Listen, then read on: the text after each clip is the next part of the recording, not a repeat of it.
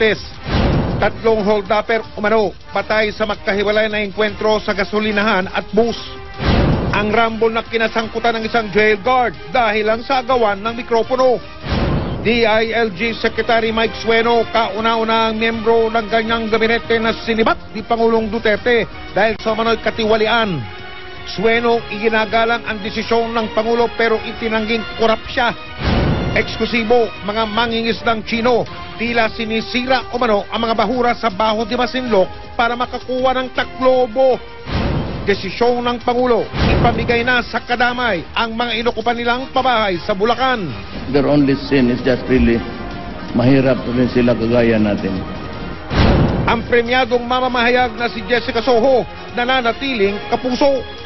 At ang naospital na si Ivan Dorschner, ikinuwento kung paano nakatulong si Billy Barbie Fortesa sa mabilis niyang paggaling.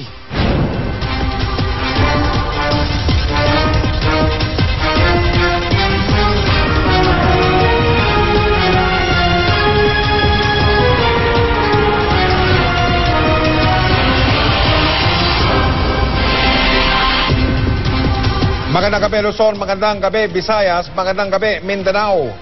3 hold-upper ang patay sa magkahiwalay na engkwentro ng manlaban umano sila sa mga rumesponding police. Ang dalawa sa kanila, gasolinahan ang pinuntirya.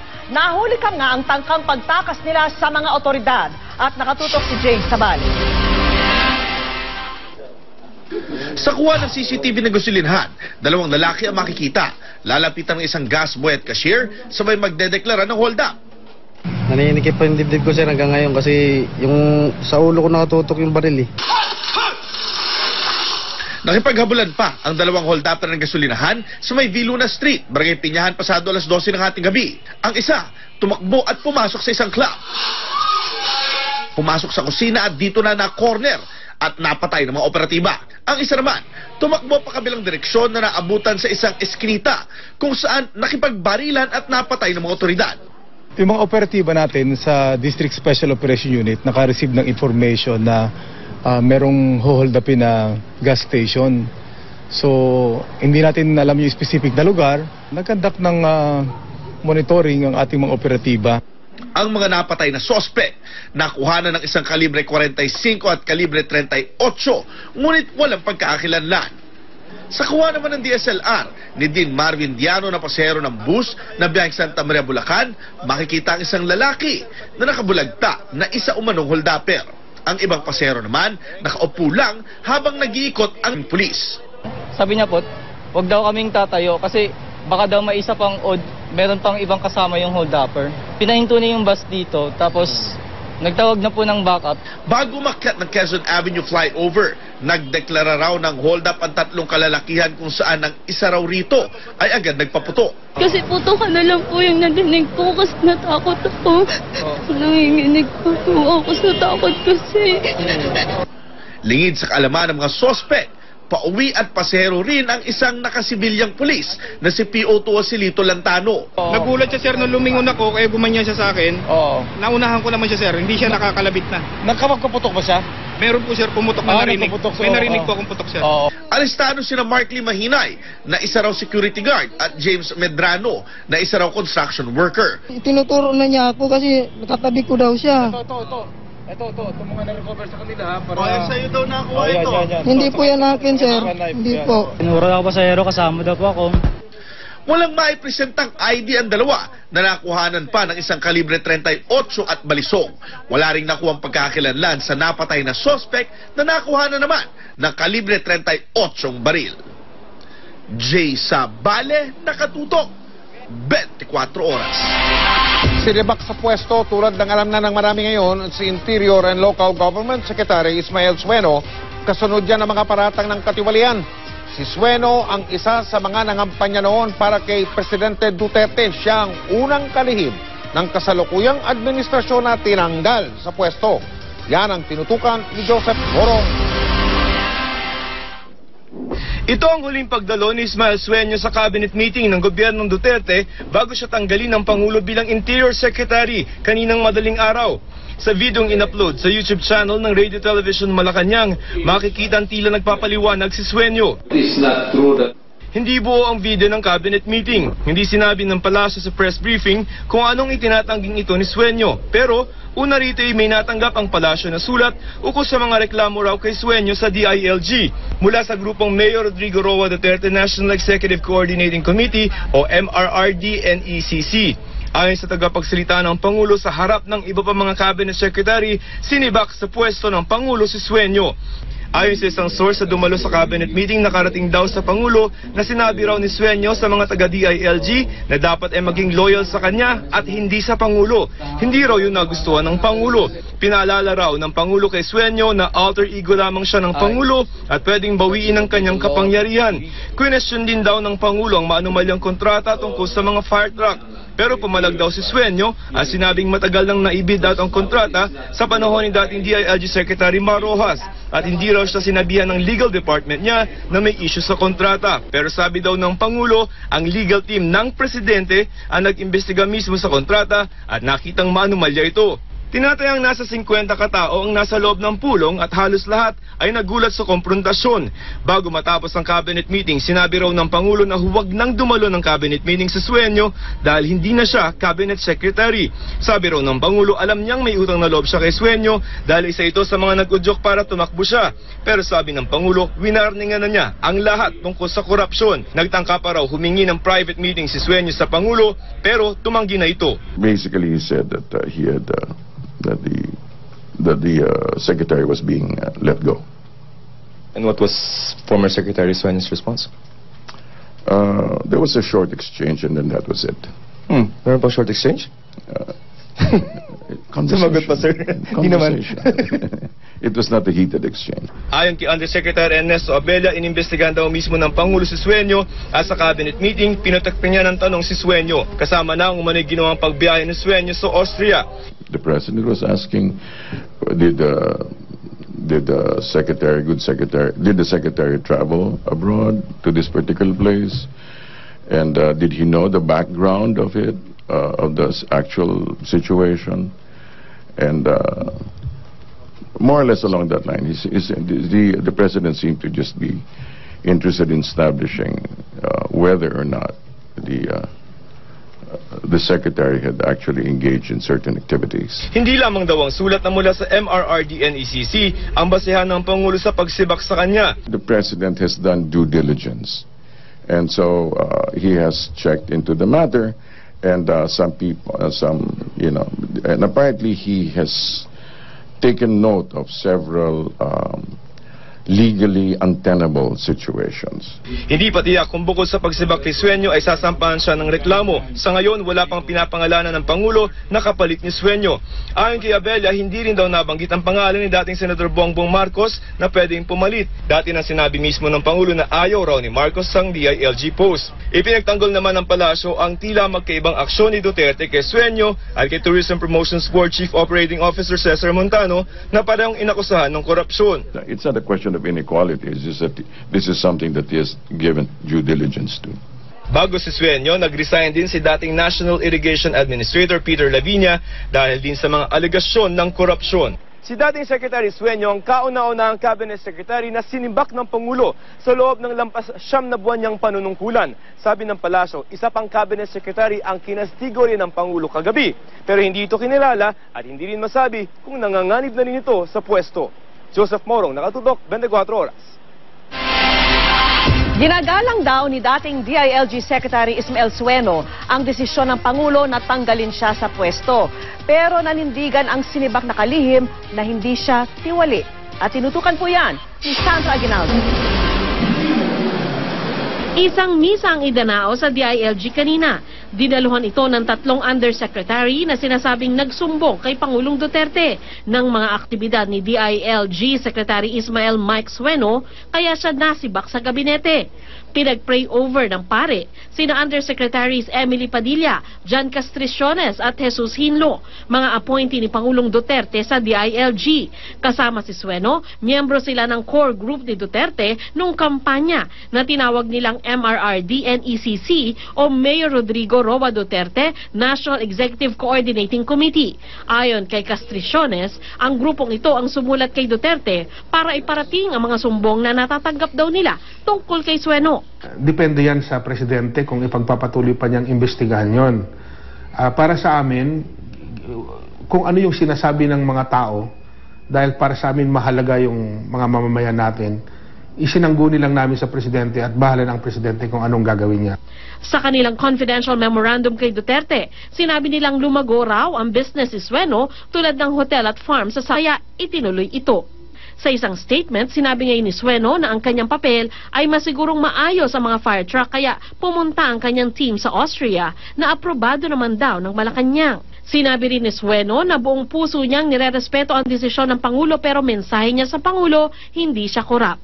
Sana raw natanong ng Pangulo ang mga DILG personnel sa Central Office hanggang sa regional at field offices tungkol sa akusasyon sa kanya. Sa flag raising ceremony kahapon, sinabi ni Sueno na posible raw na nabigyan ng maling impormasyon ng Pangulo ng mga taong interesado sa pwesto niya. Walang ibang mataas na posisyon kung hindi yung taga-testa. So yun ang gusto nilang ipalit sa akin. Ang tinutukoy ni Sueno, sina Castriciones, Hinlo at Padilla. Itinanggi ni Hinlo na ang agenda nila ay para mapatalsik sa Sueno at iupo si Testa Director General Guling Mamodyong, ang leader ng MRRD-NECC. Tinanggalan po kami ng security.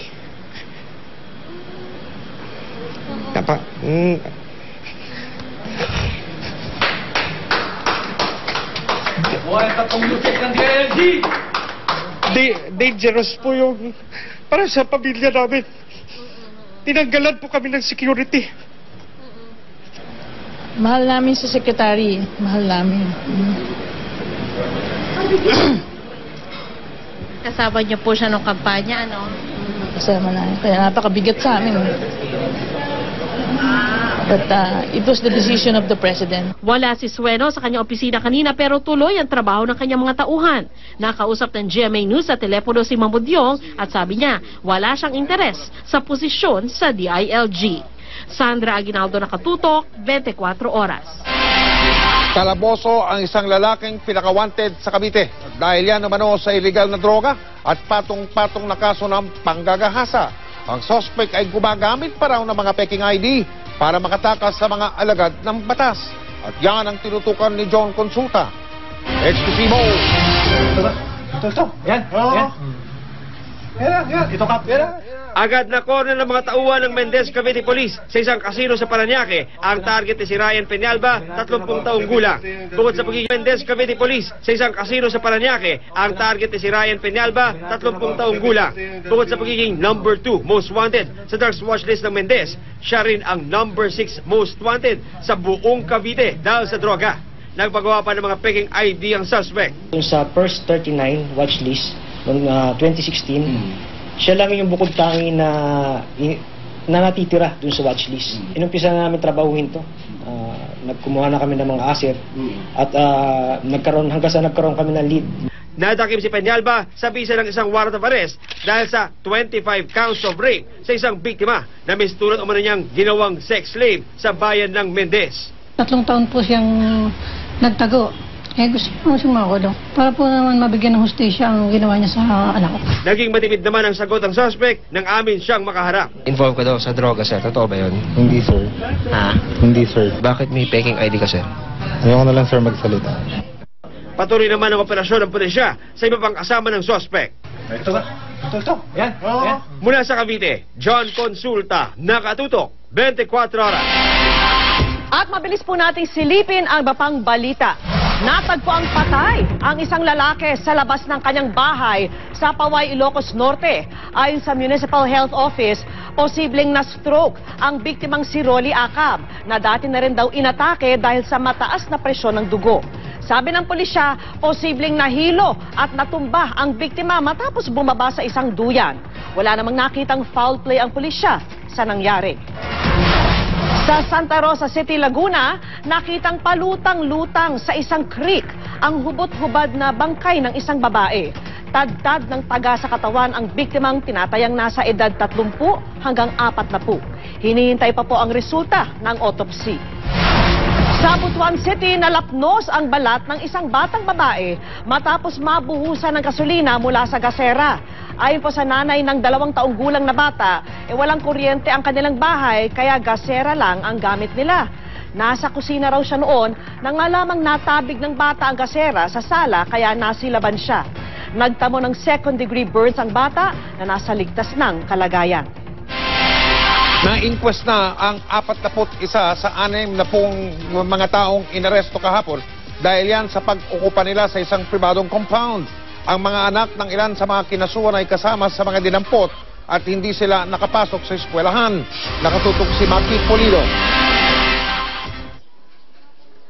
Bago magtanghali, dumating ang piskal sa Camp Karingal. Isinailalim sa inquest proceedings ang mga inarestong informal settlers sa Tandangsora, Quezon City kahapon.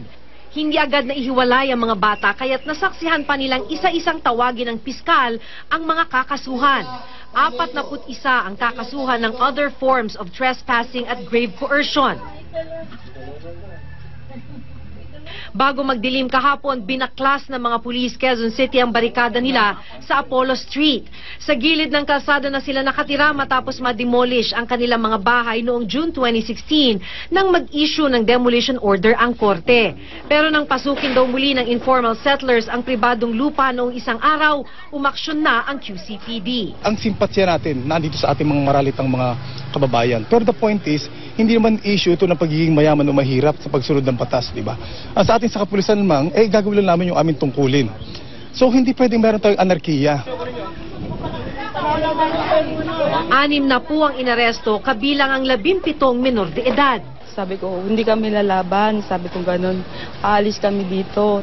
Huwag mo na anin yung mga bata kasi natatakot na, nininervous na. Siyempre nakakita po sila ng malaking baril. Magdamag silang idinetine sa Camp Karingal sa Quezon City. Pasado 9:00 kagabi, dinalhan ng mga tauhan ng DSWD ng pagkain ang mga bata. Kinaumagahan, nakadungaw sa cyclone fence ang mga bata sa halip na nasa eskwelahan. Isa rito ang 6 na taong gulang na anak ni Jackie Lu Bermejo, honor student na sasabitan sana ng medalya ngayong araw. Pagdating ko po doon, lahat sila nakasakay na sa jeep ng may mga kasamang pulis. Sabi ko po nakita ko po yung anak ko tsaka yung biyanan ko. Hinabol ko po yung jeep na sinasakyan nila. Sabi ko, sir, pakipaba naman po kahit yung anak ko lang, yung bata lang. Sabi po nila sa akin, hindi po man pwede, sundan nyo na lang sa Camp Karingal. Hindi natin pwedeng iwan, pinagluto pa ng pagkain yan. Maayos yung pakisalamuhan natin sa kanila. And then, may DSWD na tayo na from the very start. Arestado ang ilang lola na mahigit 3 dekada na raw nakatira sa Apollo Street. Mahirap, kaya sa aking matanda na. Mahina na ang tuhod ko. Hindi ko na kaya halos ang dito, pagtira. Kagabi nga, hindi ako makatulog. Hindi ako makahinga. Siyempre, matanda na ako. Pwede silang makapagpiyansa. Pero saan naman daw kukuha ng pangpiyansa? Silang problema nga ang pambili ng susunod na kakainin ng pamilya. Maki Pulido, nakatutok, 24 oras. Pinagbabaklas ng mga otoridad ang 2 sa 30 naglalakihang fish pen sa Laguna de Bay. Hindi raw kasi sumusunod ang mga may-ari nito sa mga pamantayan. Nakatutok si Oscar Oida. Wala na kumontra pa ng baklasin ng mga tauhan ng Laguna Lake Development Authority at ng Department of Environment and Natural Resources ang mga naglalakihang fish pen sa Laguna de Bay, parteng Cardona. Guardyado kasi ng mga pulis, Navy SEALs at Coast Guard ang clearing operation. Ayon sa LLDA, matagal nang nasabihan ang mga may-ari nito. 5 pamantayan ang sinusunod ng LLDA sa pagpili ng mga fish pen na dapat unahin sa pagbaklas. Una, mga hindi nagkaroon ng permit kailanman. Pangalawa, mga fish pen na nahaharangan ang navigational lanes. Pangatlo, yung mga fish pen na lagpas na sa mga itinakdang espasyo. Pang-apat, yung mga hindi nagbabayad ng buwis. At pang-5, mga fish pen na nasa labas na ng designated area. Ayon ho sa pamantayang yan, meron tayong unang prioridad. Sa unang prioridad na babaklasin, 30 malalaking korporasyon. At yung 30 malalaking korporasyon na yan na unang prioridad, ang sukat ho niyan sa papel mahigit 1,000 hektarya. Pero sa actual ay mas malaki pa. Paglilinaw ng LLDA, hindi raw zero fish pen ang ipinapatupad nila. pag tinanggal mo struktura ng mga malilit na mangingisda, marami tayong mga kababayan magugutom. At ayaw ng ating pamahalaan na mangyari yan. At para raw matiyak din na may sapat na supply ng isda at di maapektuhan ang presyo ng mga ito. Ikinatuwa ito ng mga pangkaraniwang mangingisda. Ilan nga sa kanila, masaya pang iwinasiwas ang mga isdang nahuli nila sa nabuksang fish pen. Siyempre, hindi na makapoporma yung may-ari. Nandyan yung mga pulis. Kaya ano yan, sa amin ang lahat ang laman ito. Target ng operasyon na makapagbaklas ng 10 malalaking fish pen. Pero dahil sa lakas ng alon at kakulangan sa gamit, 2 lang muna ang nabaklas nila. Yung present sistema sa pag-dismantle, medyo mabagal, mano-mano, but at magastos. We're introducing mga mechanized equipment. In 2 months, linis itong lugar na ito. Pag na-aprobahan ng Malacanang yung budget namin. Umaasa naman ang LLDA na sa loob ng 1 buwan, mababaklas nila ang target na 30 malalaking fish pen sa Laguna de Bay. Oscar Oida, nakatutok, 24 oras. Kinampihan ni DENR Secretary Gina Lopez ang ilang residenteng nakatira malapit sa isang abandonadong minahan sa Zambales. Samantala, ang Regional Director naman ng Mines and Geosciences Bureau ay nasa bon ng kalihim. Nakatutok si Steve Dailisan. Sa himpapawid pa lang, tanaw na ang kulay kalawang na tubig sa open pit ng isang minahan ng copper sa San Marcelino, Zambales. Kaya pagbaba ni Environment Secretary Gina Lopez, sinabon niya agad ang Regional Director ng Mines and Geosciences Bureau na si June Carino. Why did you allow them to take the stockpile out? Well, actually, the first MOU... Actually what? I already said, they cannot take away the stockpile unless they pay 2 million pesos for every farmland that has been devastated out of the rehab area. Now you tell me, is this a good idea or is this a good idea? So you should follow what I say. Yes. If you can't do your job well, then you just let me know. Now you will do something else, like plant kamote or something. Nang tanungin ng GMA News si Carino, tiniyak niyang itatama nila ang mga puna sa kanila ni Secretary Lopez. Pero mas nairita si Lopez nang makita ng malapitan ng open pit na inabandona taong 1997 ng Benguet Mining Corporation dahil bumabaraw ang presyo ng copper noon. Pati mga bato sa paligid nagkulay kalawang. Nung nakita ko yan, sabi ko, ano ba yan, no? Diyos ko. Yung acid, pumupunta na sa aquifer, kawawa ang komunidad dyan. Idinunog na rin sa kanya ng mga opisyal ng barangay ang problema. Ang epekto po kasi yung mga nandyan po sa lulang po, area, yung mga pinataniman po, ay unti-unti pong natatabunan.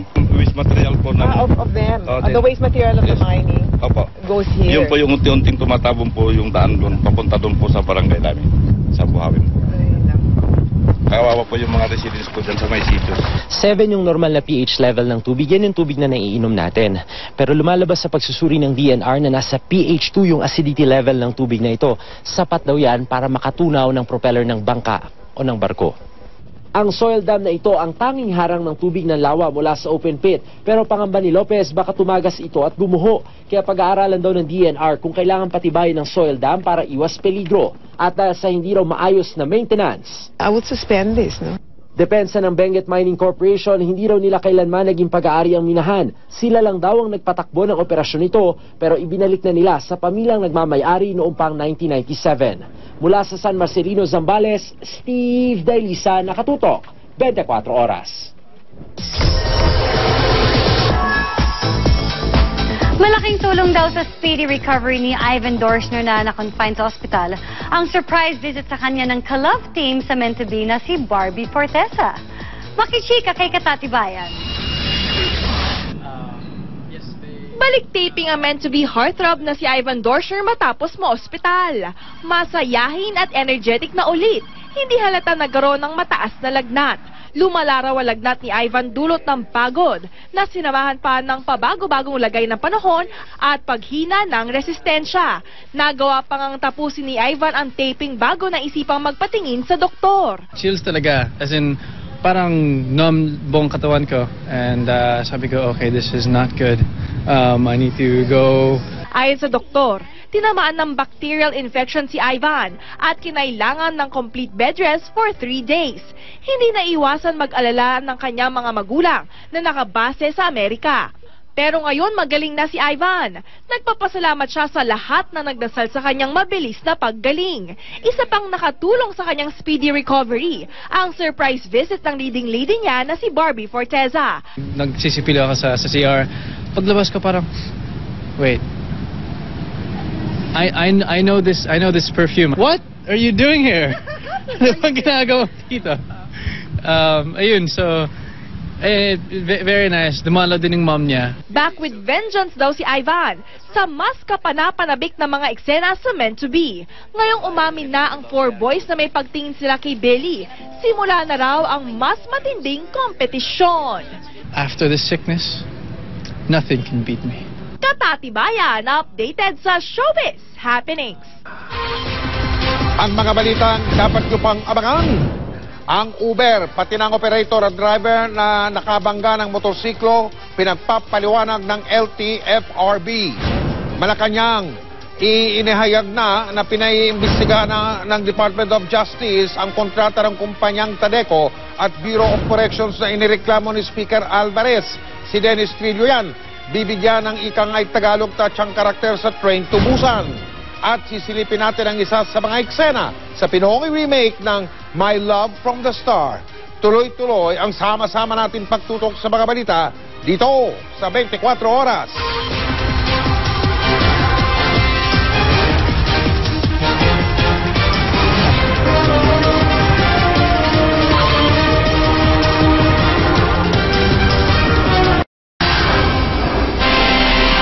Nauwi sa pagtatalo ng presidente ng grupong Pasang Mazda at ng kapitan ng isang barangay ang dapat sanay clearing operations.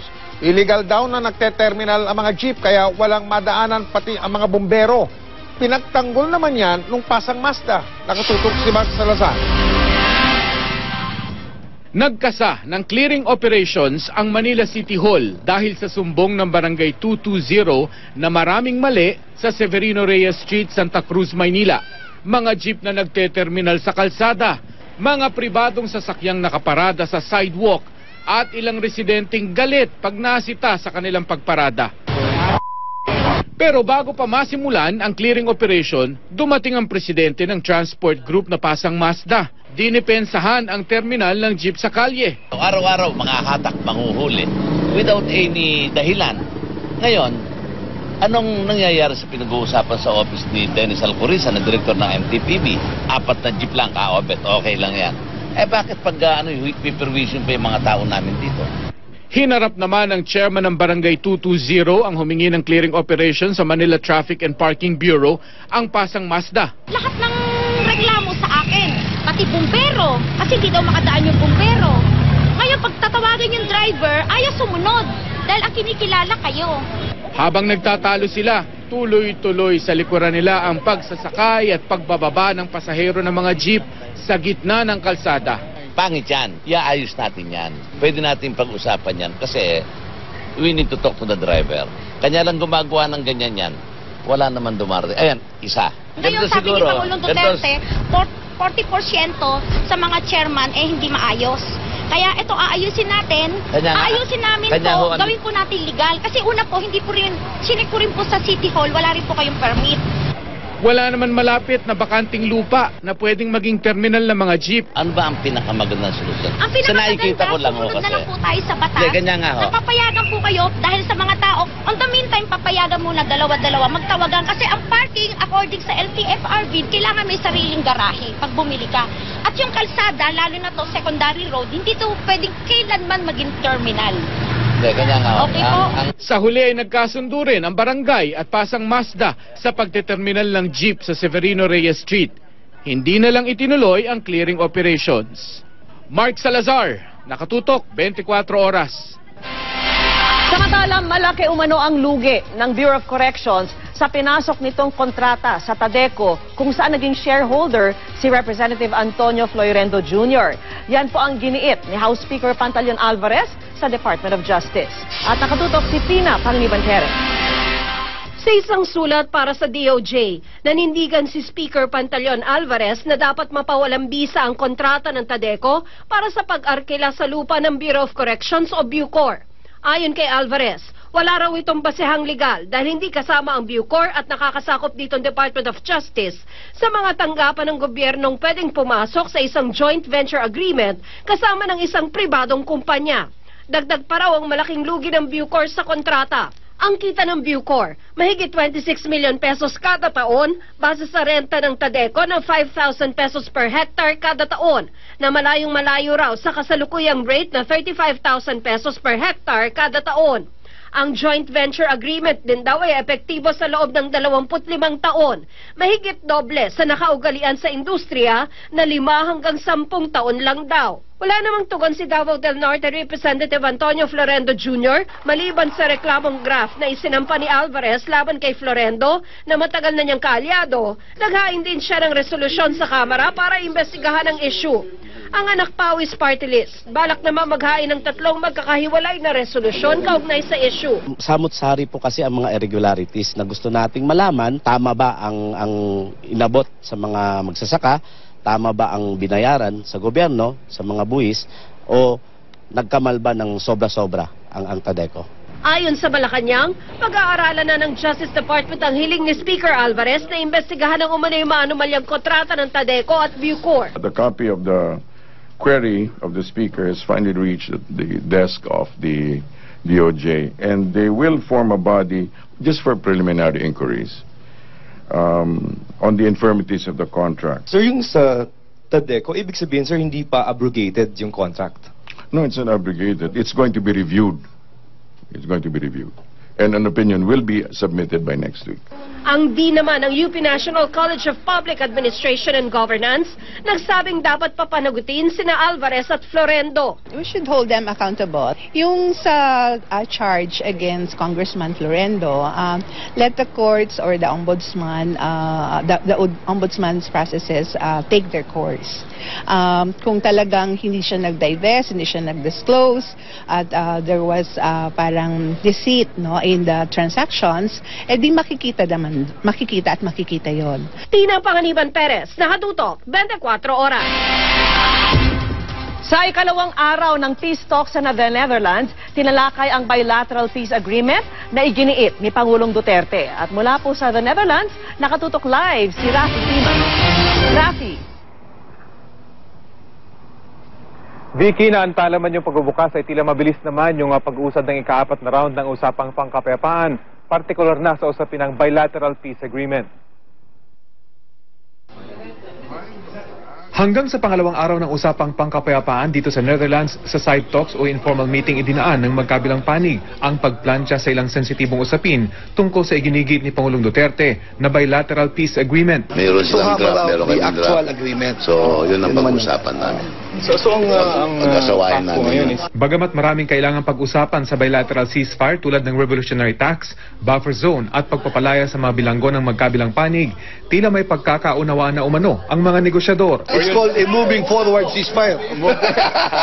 Moving forward agreement. Towards a more stable ceasefire at mag-serve sa peace negotiations. Matapos ang side talks, agad na nagpulong ang dalawang panig para formal na pag-usapan ng interim ceasefire. Sa pagbubukas ng 4th round kahapon, maging si NDFP Panel Chief Political Consultant Joe Masison, bukas sa isang forma ng ceasefire na tutugon sa hiling ni Pangulong Duterte.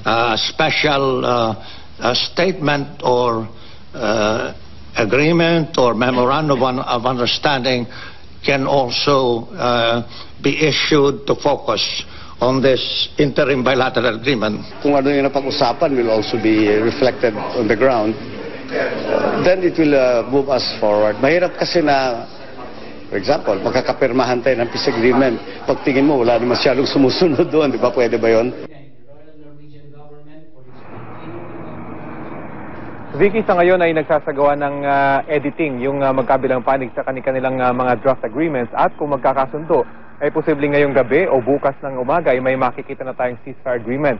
Kung ano ang mga nakapaloob dito, yan ang susunod nating aabangan. Vicky? Alright, maraming salamat sa iyo, Rafi Tima.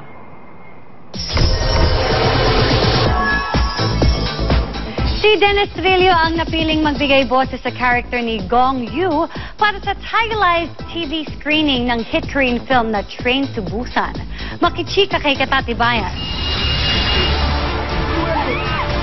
Si Sino ba ang makakalimot sa mga nakakapangilabot at nakakagulat na mga eksena sa worldwide hit na Train to Busan? Ngayon, no less than kapusuhang Dennis Trillo ang napili na mag-dub para rito sa role ng Korean superstar na si Gong Yoo na malapit nang mapanood sa Kapuso Network.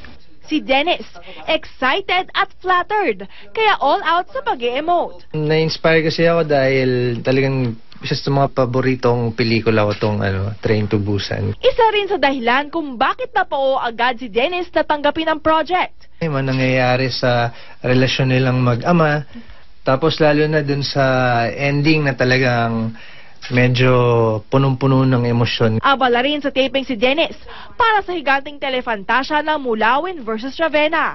No major adjustment sa set dahil nakatrabaho na niya ang karamihan sa kanyang co-stars, kabilang sina Heart Evangelista, Carla Bellana at Lavi Poe. Maganda yung experience, nakakatrabaho mo mga ibang tao na alam mo na talagang pinapaganda at excited din sila dun sa project na ginagawa. Mas pinaganda ang storya at mas high-tech ang effects bilang paghahanda ni Dennis. Intense ang kanyang workout sa gym, pagbabasketball at pagpa-plyometrics. Mag-extra effort sila sa pagiging malakas dahil yung mga eksena magre-require ng physical strength. Katatibayan, updated sa Showbiz Happening. At mga balitang sama-sama nating tutukan. Ang kadamay na umuko pa sa mga pabahay sa Pandi, ngayon nagbubunyi sa pahayag ng Pangulo. Hindi maganda pag... Si Jeneline Mercado may patikim sa kanyang pag-alas Steffi Chon. At si Marian Rivera nagkaka-separation anxiety na raw kay Baby Zia. Tutukan lahat ng yan dito lang sa 24 Oras.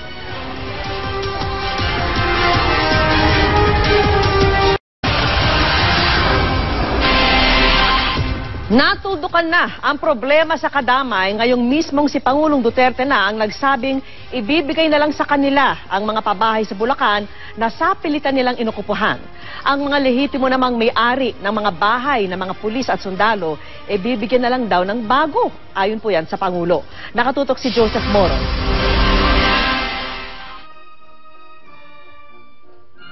Si Pangulong Rodrigo Duterte na ang nagdesisyon ipamigay na lamang sa grupong kadamay ang mga bahay na inukupahan nila sa Bulacan. Ang mga pabahay na ito para sana sa mga pulis at sundalo. Pero sabi ng Pangulo sa mismong ika-120 anibersaryo ng Philippine Army, babawi na lamang daw ang Pangulo sa mga sundalo at pulis. Huwag na lang natin guluhin yung mga tao dyan kasi lumalaban eh. And their only sin is just really mahirap rin sila kagaya natin. Pero may pakiusap ang Pangulo sa grupong kadamay, yung mga pulis at sundalong naando na, huwag nang paalisin ng kadamay. Sa Disyembre raw, may bagong pabahay na ibibigay ang Pangulo sa mga sundalo at pulis. Huwag niyong paalisin yung mga sundalo pati pulis na nandyan na. But eventually, they will be removed and transferred to inyo na mas maganda pa sa inyong inagaw. Joseph Morong, Nakatutok, 24 Oras. Ipinagbunyi naman ng kadamay ang desisyon ng Pangulo. Resulta raw ito ng matagal ng pagpupursige ng mga maralita. Sana raw ay maging hudyat na ito para baguhin ng NHA ang mga hindi makatarungang polisiya sa pabahay na nagpahirap sa mga maralita sa maraming dekada. I am ready. GMA. Nagpasilip ng isang eksena ang upcoming Pinoy remake ng hit na Korean series na My Love from the Star. Are you ready, Manila? Si Ultimate Star Jeneline Mercado na gaganap bilang Steffi Chon, feel na feel ang pagrarap habang hawak ang kanyang blower. Natatanda niyo ba ang eksenang yan? Todang pag-iingay ni Steffi habang si Mateo Do na gagampanan naman ni Hil Cuerva natutulog sa kabilang unit. Ang asaran at kulitan ng kanilang mga character, ilan lamang sa mga dapat abangan sa upcoming remake na yan, dito lang sa Kapuso Network. Bumisita dito po sa GMA Network yung nagtatag ng grupong International Youth Fellowship o IYF, si Reverend Oksu Park. Mainit ang naging pagsalubong sa kanya ng aming Chairman at Chief Executive Officer na si Chairman Attorney Felipe L. Gozon Ayon sa IYF, sila isang Christian-based youth initiative. Ika nga't sinusulong nila ang spiritual and intellectual at tinatawag na emotional growth ng kabataan sa buong mundo. Matagal na raw kilala ni Tony Goson si Reverend Park at naniniwala siya sa mga ginagawa ng IYF para sa kabataan. Ipinakita ng IYF ang mga programa nilang may kinalaman sa pagbibigay ng edukasyon at pagtulong sa mga kabataan.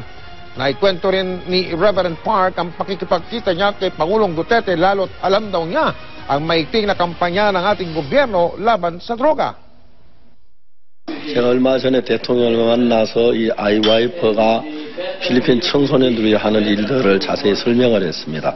필요한 건 GMA 방송에서 우리를 좀 많이 후원해 주어서 좋은 이렇게 방송을 내서 젊은이들이 이렇게 거의 벗어나는데 같이 이끌어 주시면 좋겠다고 생각을 했는데 natutuwa ako na nakausap niya si Presidente Duterte at isa sa kanyang mga sinasabi ay may paraan para mabago ang mga nalululong sa droga nang hindi kailangang patayin.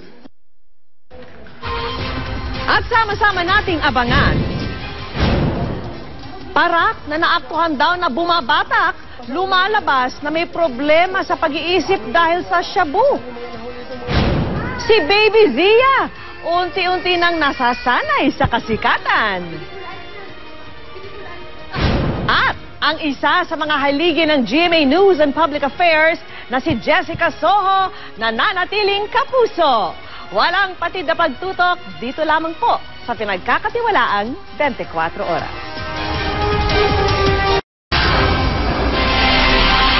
Nangangamba po ang isang eksperto na sinisira na ng mga mangingisda mula sa China ang mga bahura o coral sa Baho de Masinloc. Base po ito sa mga litrato kung saan tila kinukuha raw ng mga mangingisda ang mga giant clams sa lugar. At nakatutok po si Chino Gaston, exclusive. Sa mga litrato at video na kuha ng Philippine Coast Guard sa Baho de Masinloc noong nakarang linggo, makikitang malaya ng nakakapangisda ang mga Pinoy na mangingisda kasabay ang mga Vietnamese at Chinese fishing vessel sa lugar. Wala na raw tensyon sa lugar at panay ang pakikipag-usap ng Philippine Coast Guard sa mga Chinese counterparts nila. Parang yung nakita namin, sama-samang may maraming fishing activities doon sa area. Sa pagkaalam ko, merong Chinese, merong Vietnamese at andun din yung mga Pilipinos. Pero andun pa rin yung Chinese Coast Guard. Pero pansin sa mga nakuhang litrato na ito na namumuti ang tubig sa paligid ng mga bangka ng mga Chinese fishermen malapit mismo sa tuktok ng bahura.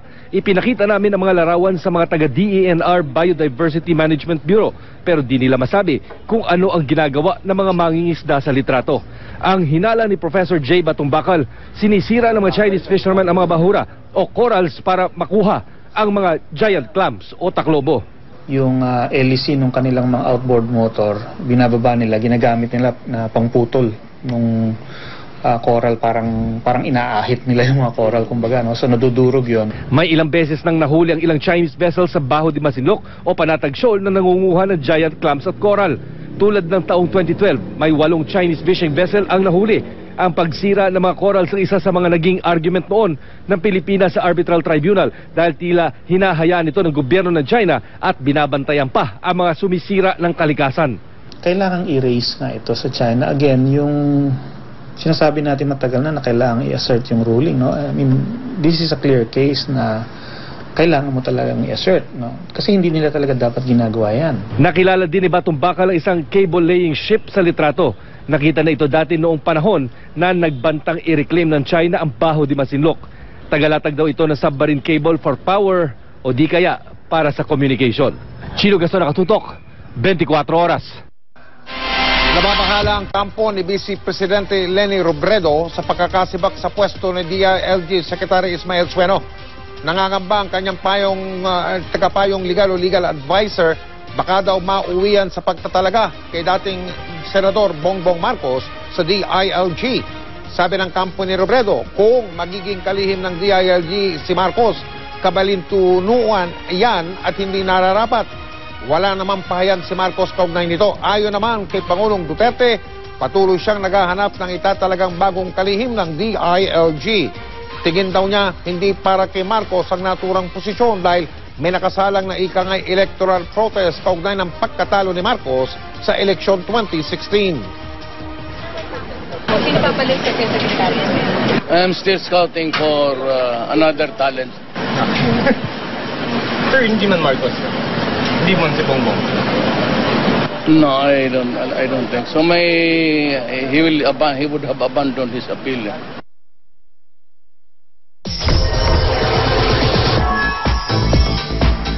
Naka-break ang mag-asawang Dingdong Dantes at Marian Rivera sa paggawa ng TV series Nakalaan ang oras ng couple para makasama at maalagaan si Baby Zia.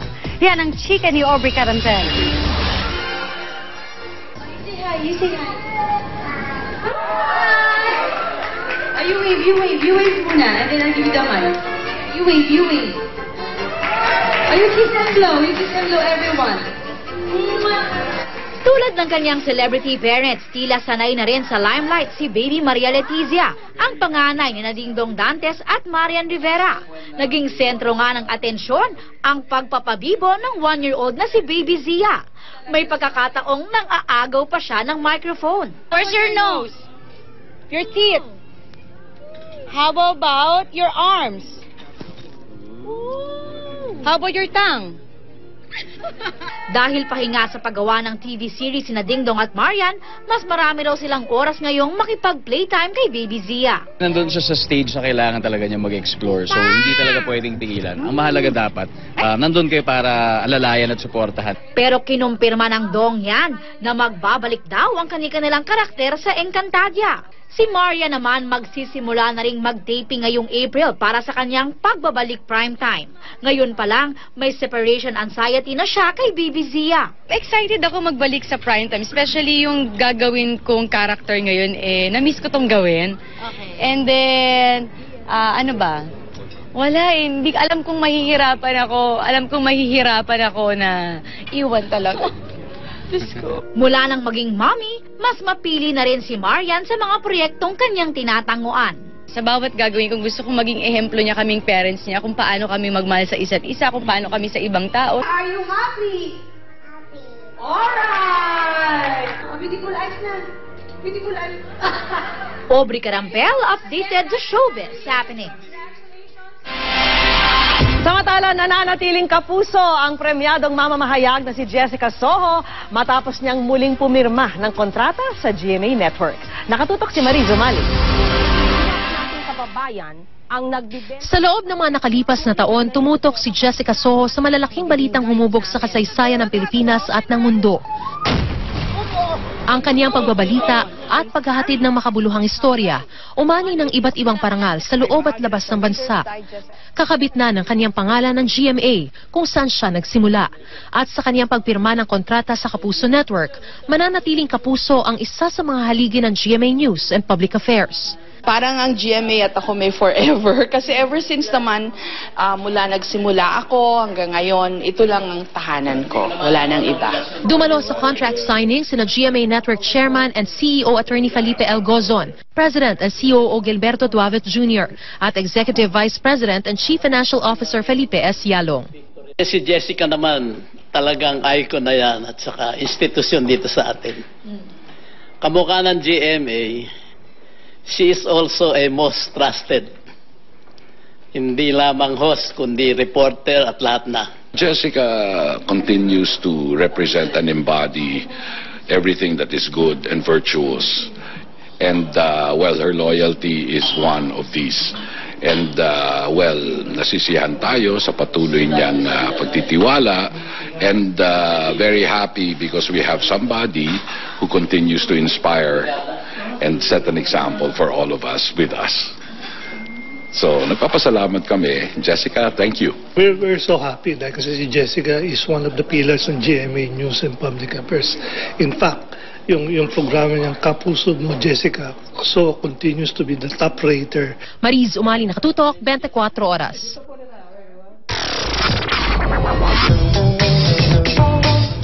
Hindi lang daw pambakbakan ng martial arts ng Arnis. May mas malalim pang kahulugan yan na nangangailangan ng masusing pagtuturo. Makita mo, muna tayo kay Sports sa Sino, Trinidad.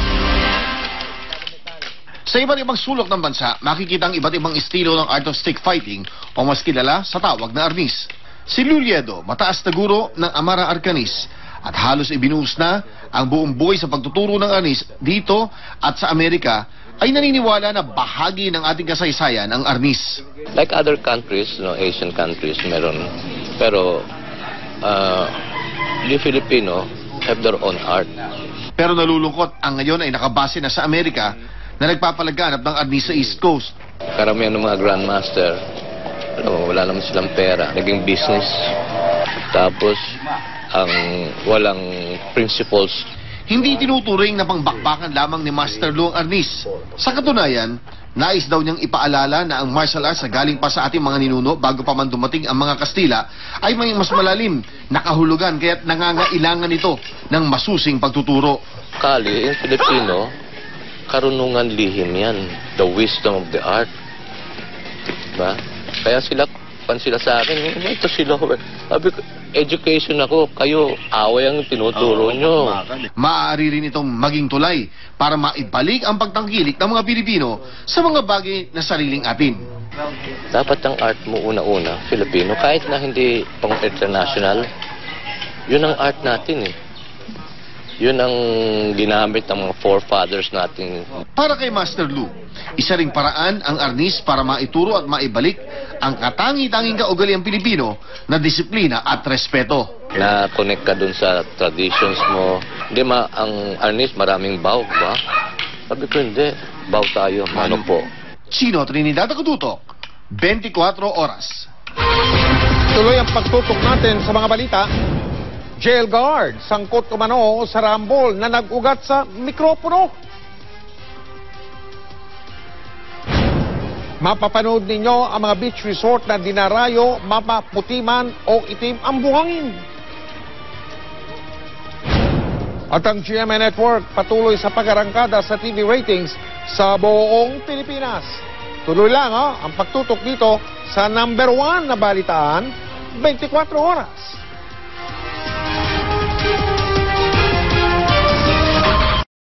To maintain peace and order in our communities. Be vigilant not only in protecting our people from natural and man-made calamities, but also in our fight against illegal drugs, crime, and corruption. I also direct the MMDA to initiate programs that would educate our people, especially the youth, on the importance of disaster preparedness and the need to mitigate the adverse effects of climate change. Be involved in policy formulation by coordinating with law enforcement agencies, the barangays, and LGOs. Your active role, involvement in the shaping of the local and national government policies would not only immerse you in different aspects of governance, but also bring you closer to the agency, which is also for the people. Let the center serve as a concrete reminder to all of you that your primary concern must always be the safety, security, and the welfare of the people.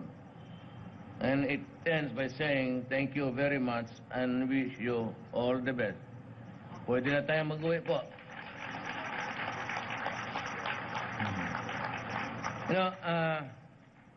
You do not know me really, because I am a stranger to you. I was not a national personality or figure, and kayo naman ninyo ako kilala because I am just, or I was just a town mayor somewhere in Mindanao. Yung mga kalaban ko sa eleksyon, kilala niyo lahat. Kasi taga rito at mga kilalang pamilya. Ako po'y taga Mindanao at ako po'y hindi statesman. Sabi nila dapat presidente ka, statesman ka. You must be a statesman because you are already the president of a republic. Well, I'm sad to say that I have never really graduated from my traditional behavior, deportment, and maybe my paradigm about what a public office should be. Eh ako lang yung mayor na, just like the mayor, I go around, I fix things, I see to it that this project is done, almost personalized, but never have I occupied a position where you direct only, and you get angry only, and you get sad only if things are not done the right way. But I would like to go to my diretsahan.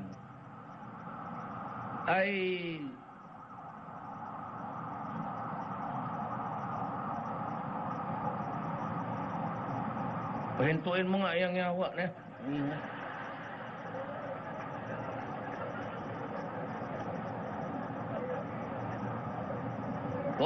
When I was mayor and I was a congressman, in 1999 to years 2000, 2001. For the life of me, I never used. And even in Mindanao, andyan si General Galvante, who is now the LTO, I got him in. General Delpen Lorenzana was my... I never used day one of my mayorship, I just used the pickup. Until today, I still use a pickup. Hindi ako nagpapakorne. I'm not trying to be inordinately modest, but the thing is, I am not used to it. So hanggang ngayon, if I travel around, nakaka-pick up lang ako. But kung hanggang sa araw, I have to use ewan ko kung sinong patayin sa amin, pero yung gusto nila, armorized ang gagamitin ko. Baka raw ambusin ako. At sino man mag-ambos sa akin, ano mo makukuha mo? Wala naman akong pera.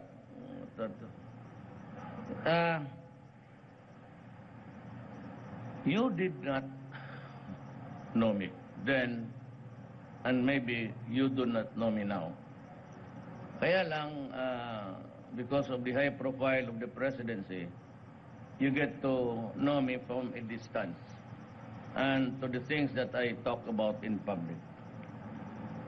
But I was running on a platform of just a few promises, about 6 only.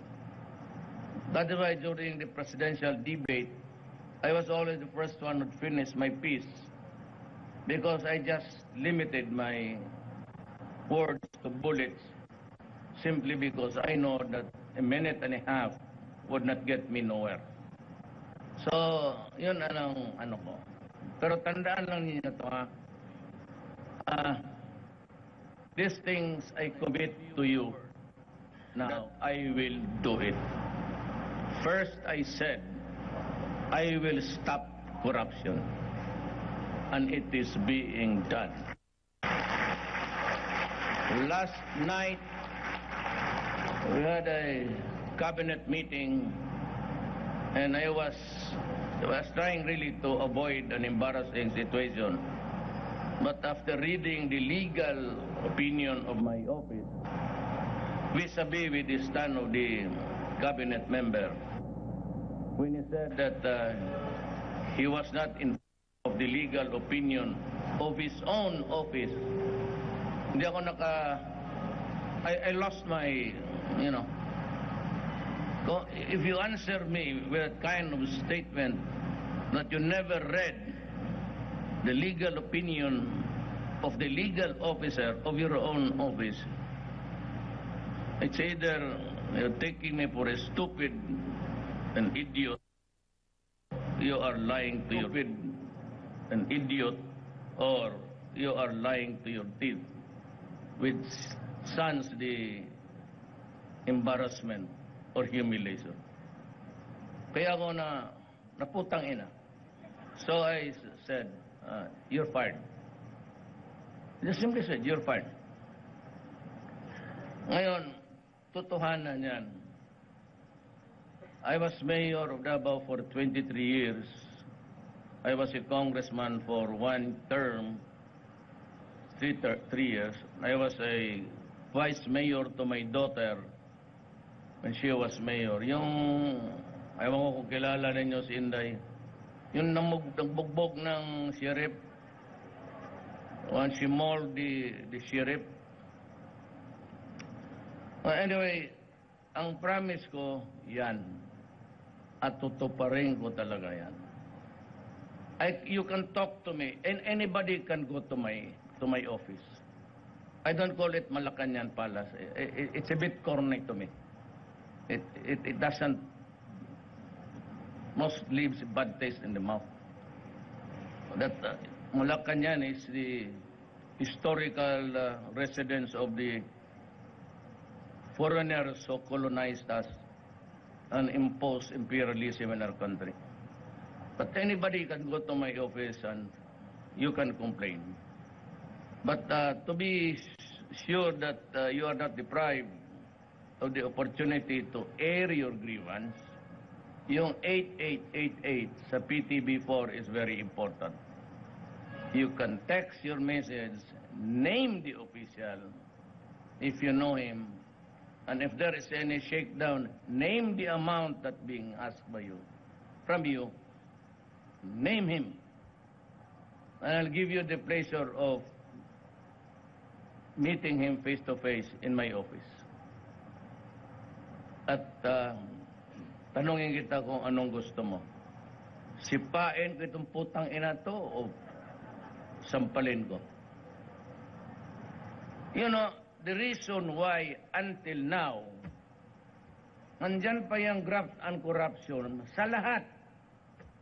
In any government, land registration, police, clearance, and, well, of course, licenses, General Galvante is there, is improving.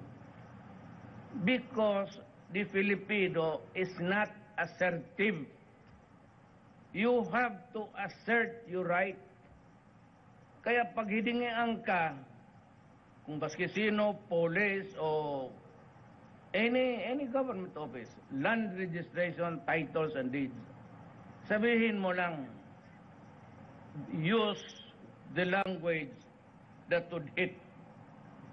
Putang ina mo, nagbabayad ako sa iyo, I'm paying your salary, and Mayor Duterte has said that I will create a scene or a scandal so that these things will be heard. At pag barinig ako ng skandal, away, barilan dyan, magtanong ako, why, what happened?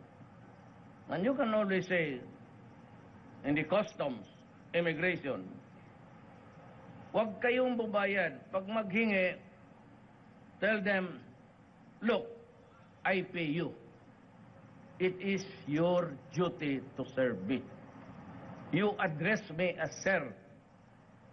At ikaw, you are just a worker in government. All of us, Secretary Mamonjong, Director General Galvante sa LTO, lahat kaming mga elected officials, mga governors, mayors, we are just workers of government. That is why I do not use the word government official, because that is what spoils the head of these idiots in government. May mo lang, Baskisa. So, in the airport, lalo na yung mga mahirap, I do not want customs to be with the luggage. Total, pag deplane yan, it goes into a bodega. Then it goes up to almost like an escalator to the conveyor. Meron dong camera. And if you have something there inside your bag that's a contraband or a prohibited item, they can always search it there. Hindi na kailangan umakyat yan, munghintayin, or they will call your attention on this bag. Kaya yung sabi ko, at the airport, if you have noticed, there's no more opening of bags. Diretso na. And, you know, in the past, when I was mayor, congressman, tapos mga governor, we are just wait by. Even if there's a kilometraheng baggage na lalo na galing Hong Kong, the traditional markets. Kami, baski ilan dali naming bagahe, lusot-lusot. Pagdating ng OFW, 2, 3, 4, kalkalin pa nila. I have prohibited that. There's no more opening of the bag, no more touching of the bag. Wala nang, wag hawakan ang mga bag ng mga pasero. Pag hinawakan mo, tapos may nakita kang bala, para sa akin, ikaw yun. Walang gagong Pilipino, no stupid Filipino would dare to travel abroad when he knows that here he's being checked for any explosives. Then when you go in to the terminals, you have another check because they have the customs there. Kaya yan ang pinagbabawal ko lahat, and a host of many other things. In the past, NEDA used to process papers at the rate of 1 year per document. I have ordered the cabinet members to process it in 1 month. And the directors, yung patamad-tamaran, ito yung nawawala sa opisina at paghintay ka. Land registrations, yung mga ganon. Regional director, you cannot simply get hold of them. They do not report to the office or half of the time they are out. So my order is that they have to report the first in the morning and last to leave the office in the evening. And I only give them 2 weeks, 15 days to process the paper. If it's not done, you text 8888 and I will process the papers for you. Pero putang ina, ipakain ko muna sa kanya yung iba. No, you have... Let's stop this business of oppressing the people and give them the respite for the years of corruption and uncertainty. Maawa kayo sa Pilipino.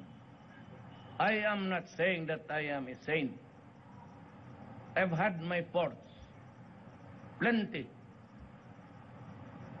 But pera, corruption. I have no money, but I have many wives.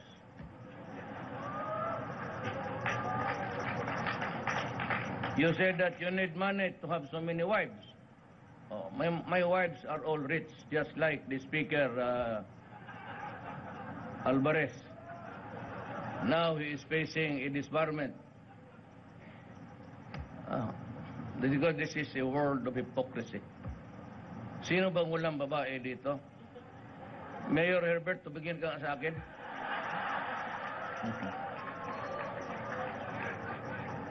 Look at me straight in the eyes. And I'll tell you that you're a liar.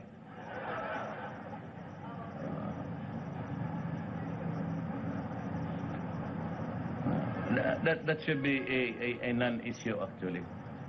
And do you know, kung alam ba ninyo, Speaker Alvarez is not a Catholic. He's just like me. His grandfather, Chinese. Ang nanay niya, Kalagan, Muslim. These are the Muslims of Davao. My lola is a Maranao. I am half Chinese, half Maranao, but my father was a Cebuano. Ganon kami. Kaya baski magsabi ang bebot na yan, marunong yan, sabi niya mga, di ba, 4 na, wala tayong magawa. He never converted to Christianity.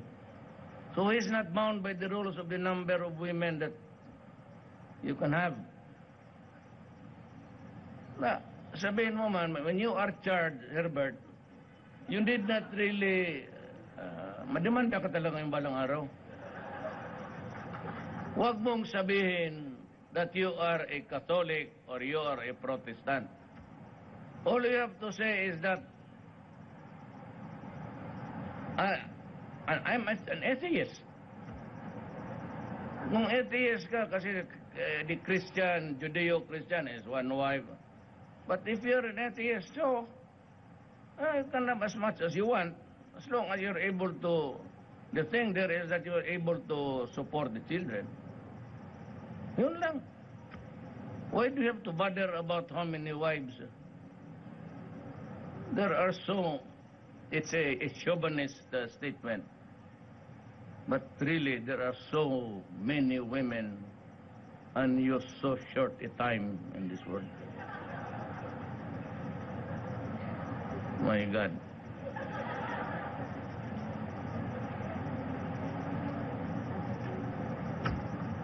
Nandito tayo sa droga. Kaya talaga pumunta dito eh. In this drug campaign, just like I stake my life, my presidency, and my honor. But nothing will deter me from finishing this war against drugs. When I was mayor, I knew that there was a problem, a serious one. But I thought all along that it was a sporadic or intermittent supply that would come in, but it was already being used extensively with its virulent effects shown by the behavior of the people. It was not until after I became president, when I had all the information, access to information, na dumating sa akin that there were already 3 million drug addicts during the time of General Santiago of Padilla. When I came in, I took in another general who was my chief of police many years ago. Kinuha ko, John Peña. And the last year he made, he came out with the figure, and we have breached the 1 million mark. It was 1,800,000. I do not know if it's the same old guys registering, surrendering again, but I would be appreciate at a very liberal number, something like, palagay natin 3,500,000. Okay? Contaminated with drugs. Now, forensic says that constant use of drugs shrinks the brain of a human being, which means that after his brain has shrunk, he is no longer viable for rehabilitation. That is the reason why walang nagagamot at mag-slide yan, because they have lost a considerable number of their cells in the brain. Yan ang problema ko. Because if you would notice, take a few steps back. Before I became a president, Senator Alan Cayetano has his figure, give it to me. There were 77,000 spanning 4 years, 3 years, deaths connected with drugs, either self-induced injuries or robbery with rape plus murder, robbery with rape plus homicide. Yun ang problema ko. And I placed the number, I said at the conservative, it's about 337. How many of them are already beyond repair? I do not have the correct figure. But I know that they are walking around completely insane. And that is why one of the reasons why I ran was because I was aware that it was really getting out of hand.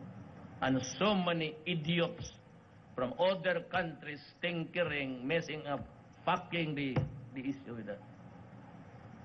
alam nila, with about 3 or 4 million, if we just add the figures, what am I now supposed to do with the poor guys who died in the hands of the addicts, the criminals, and the drug lords who kept on producing this shabu? The church, itong mga NGO, they would say Duterte is killing the drug lords, but he is killing the poor guys, the runners and everything. You know, when you are up to this kind of war, because I declared war, you have to destroy the enemy. The enemy is the apparatus of the drugs, the organization. You have to kill the drug lord. And my God, I am very sorry, I said. You have to kill also, even if they are the poor ones. And that statement came from the church, not from me. But you know, Inquirer and ABS-CBN would only print half of your statement and say, Duterte will kill the poor. It does not give you the slant, they call it. That is why I'm a lawyer, I'm a president. But you know, I was forced to be vulgar in my... Kasi nasabi ko dyan sa Inquirer, huwag kayo magbasa niyan, basura yan.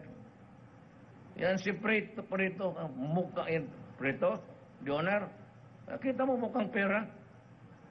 And just like ABS-CBN, you're all a bunch of shit. Nung eleksyon, sinabi ninyo na ako may 211 million in the bank. And I was trying to explain to them. But, you know, Inquirer and ABS just keep on throwing the garbage. Pera, because I did not have the money to pay them. My political party was just a Mindanao grouping, PDP.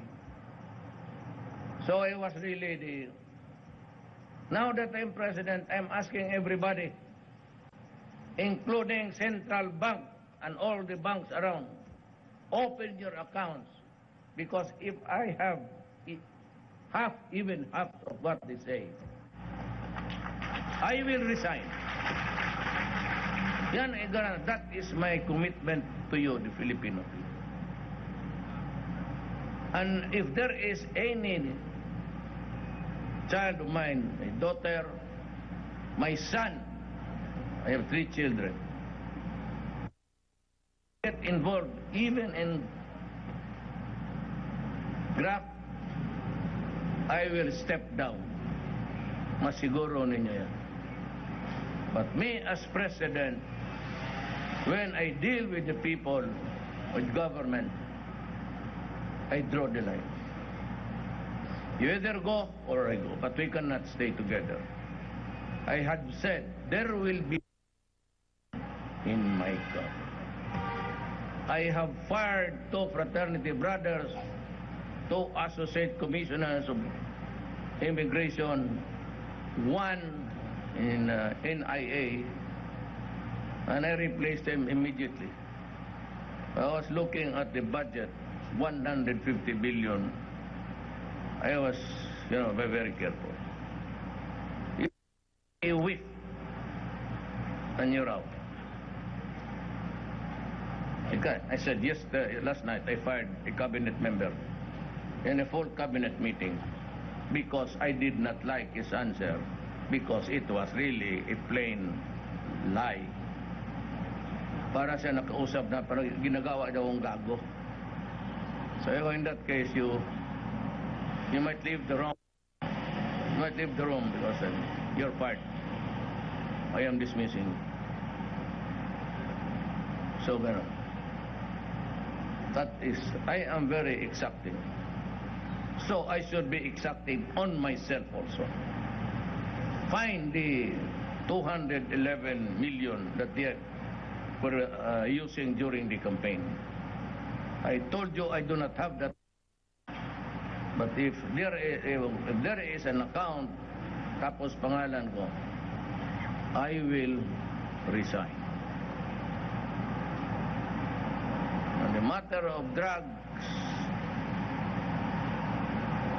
there will be no let-up until the last day of my term.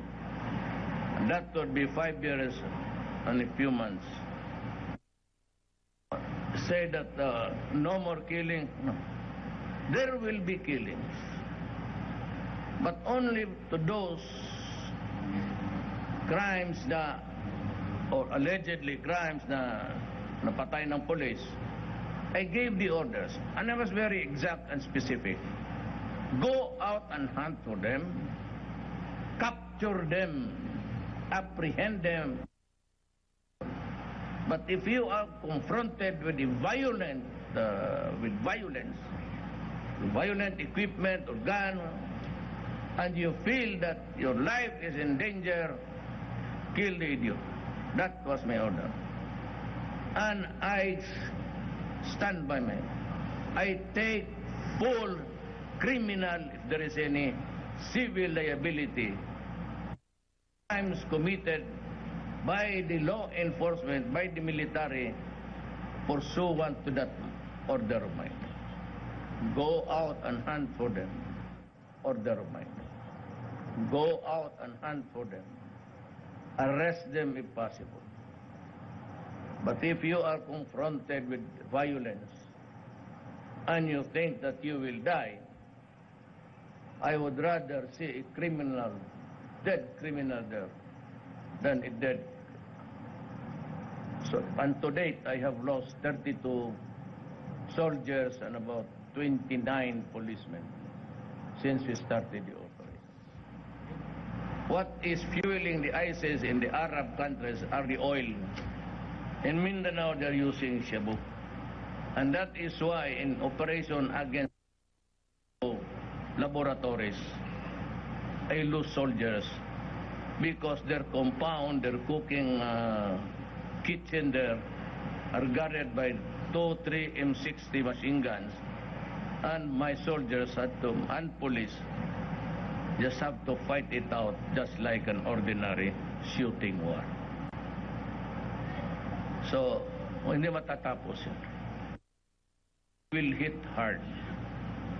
And I told the PNP to reconfigure the men because some of them were into it and a lot of them were, well, I said, if you are a policeman or a military man and you are into this kind of business, you will go first. I will prioritize your death. Yung mga police, lay off, stay off. If you want this country to experience wala ng patayan, or at least minus the dead drug lords, drop the shabu now. Drop it tonight, and tomorrow there will be no deaths connected with drugs. Drop connected with drugs. Drop it now. If you are into it, drop it now. Otherwise, one day, you will really die. So, the others were the economics. And I told this Makati Business Club, si Del Rosario, inimbita niya ako, invited me for a speaker. But I told him that, you know, Mr. Del Rosario, I am not an economist. I have a job back home, and before I became a mayor, I was a prosecutor. Now, if we talk about criminal law, I can lecture to you on. But if you ask me about questions of policy economics, I have none. But I'll just give you the plain, simple economics that I learned from college and high school. But I was not good at it even. 75 lang ako doon. So they invited me. And you know what? Del Rosario after allowed himself to be interviewed at Nagdal. Ang economic agenda. Gunggong ka pala eh. Sinabi ko sa iyo, wala akong alam ng economics. Bagsak nga ako first grading dyan. I remember getting 68.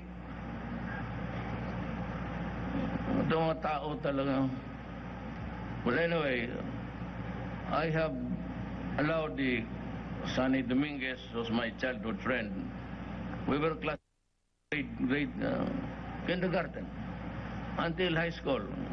Was the valedictorian.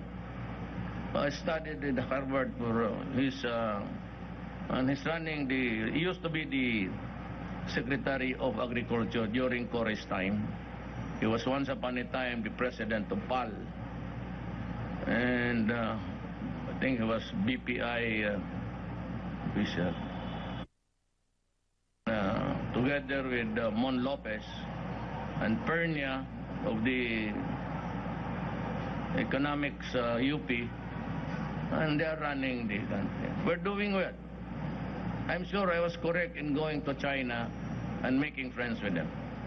I did not commit a mistake. I said that if you see things that are sprucing up now, it's because of our friendship with China. Noon kasi yung banana exportations natin suffered a lot. Maraming diferensya, quality and gano'n. So I went to China and said, Mr. Xi Jinping, I'm not here to ask for anything. I'd just like to find out what's wrong with our products. We used to have a vibrant export-import. And as a matter, there was one time that the Steven. Now we are no longer exporting and we keep on importing your things. So, and he really, because they thought all the while that I was dovetailing the foreign economic policies. So no, I want to run my own line. And now our bananas are back into business. It's 100%. The pineapples, a little bit late because there were some lots that were no longer planted because of the slowdown. But now they are being planted again, and we are hitting about 60%. In the fullness of God's time, we would be exporting all, because China said, we will buy all. Half of the year, China is like Russia. They need everything. And I said, never mind if it is not in good quality, we will wash it to qualify it. Oh, ayaw mo pa yan. So I said that, and I'm going to put in this, but I have to go to China next month for the One Road, One Belt. I have to opening a new market somewhere in the east of Europe, Eastern Europe. And I want to learn something from him. Maybe someday America, but that's a long shot. Putin is, how do you stay single and be happy all the time, Mr. I'd like to ask him that question. Give me the secret. And I'm going there just to make friends. I assure you, ladies and gentlemen, I have no military alliances with anybody. We have a standing treaty with America. It was signed 1950. RPU-SPAC. We are not allowed to, enter into another alliance because that is a treaty. And it says there, it's between America and the Philippines. Military. So you can join any economic circuit there, but we are not allowed to. And I am not interested in military alliances. And as I was talking to Abe of Japan, he had breakfast in my house, in my little house. And I said, I'm not, and he said that nothing of the sort for us. And I said, yes, correct, Mr. Premier, because if you go to war now and you explode all the rockets of Russia, China, America, Britain and all be the end of the world. So see you in heaven if that happens. So I'm took quite a bit of time. Ayun lang muna, I'm stressing corruption and hindi talaga ako pwede. Hindi talaga ako pwede, so totoo lang. Hindi ako nagpapakorne, hindi ako sa Bisaya, nagpahilas. I am not just up to it. And I said na, give the people a respite of the years of corruption which has really pulled our country down. Kaya hindi tayo makaangat, gano'n eh. Kasi kung magpasok, puro patay. Ngayon, I am making you the ideal employer of government. So, kami, we are just your trabante. You order us what you want to do through your representatives, the congressman and mayor. You elected them. So give them the importance so that they can echo or re-echo what the people want. But ako, sabihin ko sa inyo, pera ninyo pati resources of government will be used exclusively for your benefit. It does not include the pockets of the workers of government.